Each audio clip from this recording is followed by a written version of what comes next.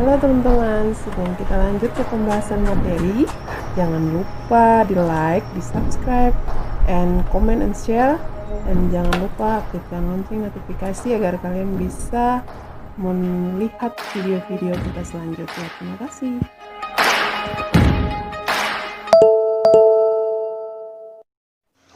Halo teman-teman, saat ini saya akan mengajak kita semua untuk mengenali penyakit diabetes mellitus atau yang lebih dikenal dengan penyakit kencing manis.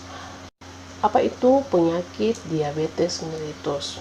Nah, penyakit diabetes mellitus atau kencing manis merupakan penyakit gangguan metabolik penahun atau kronis. Kenapa bisa terjadi? Karena pankreas kita tidak memproduksi insulin atau tubuh kita tidak menggunakan insulin yang diproduksi secara efektif. Apa itu insulin? Nah, insulin adalah hormon yang mengatur keseimbangan kadar gula darah kita.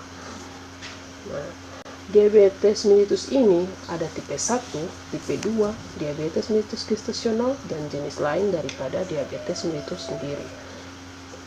Nah, kita akan bahas satu-satu untuk tipe daripada diabetes mellitus ini sendiri. Yang pertama ada diabetes mellitus tipe 1. Nah, diabetes mellitus tipe 1 adalah diabetes yang tergantung pada insulin atau biasanya ditandai dengan kurangnya produksi insulin dari organ pankreasnya. Biasanya tipe 1 ini dia terkait dengan faktor genetik atau sistem kekebalan tubuh yang mengakibatkan kerusakan daripada sel-sel yang memproduksi insulin ini. Diabetes mellitus tipe 1 ini kenapa disebut diabetes juvenil? Karena biasanya didiagnosis pada orang dewasa muda atau anak-anak. Nah, bisa juga disebut dengan diabetes insulin dependen atau yang tadi diabetes tergantung pada insulin. Karena terapi insulin sangat penting untuk kelangsungan hidup pada pemeliharaan kesehatan pasien dengan diabetes mellitus tipe 1 ini. Kemudian kita lanjut ke diabetes mellitus tipe 2 atau yang disebut dengan diabetes yang tidak tergantung pada insulin ataupun non insulin dependen, dan biasanya itu disebabkan penggunaan insulin yang kurang efektif daripada tubuh sendiri. Nah, diabetes mellitus tipe 2 ini dia biasanya mewakili lebih dari 90% kasus diabetes mellitus. Jadi kebanyakan orang itu menderita penyakit diabetes mellitus tipe 2 ini. Karena kenapa seorang itu bisa menderita penyakit diabetes tipe 2? Karena faktor-faktor risiko yang nanti kita akan bahas, salah satunya itu bisa karena pola makan yang tidak sehat, gemukan atau obesitas, ataupun juga kurangnya olahraga. Kemudian diabetes mellitus gestasional. Diabetes mellitus gestasional ini biasanya didapatkan saat kehamilan. Nah, biasanya itu disebabkan oleh perubahan hormon yang dihasilkan selama kehamilan dan biasanya berkurang atau menghilang setelah melahirkan. Kemudian diabetes jenis tipe lain.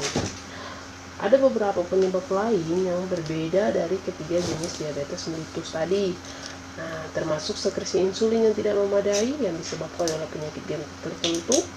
Kemudian disebabkan secara tidak langsung oleh penyakit lain seperti pankreatitis, yaitu peradangan pada pankreas.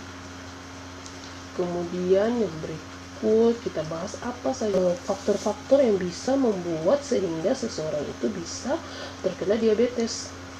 Nah, yang pertama usia sudah lanjut, kemudian di keluarga ada yang terkena penyakit diabetes atau kencing manis, dan yang ketiga adalah pola hidup yang tidak sehat, kebiasaan merokok serta makan makanan tinggi karbohidrat, gula, dan kurang serat, kurang olahraga, dan juga berat badan yang berlebih.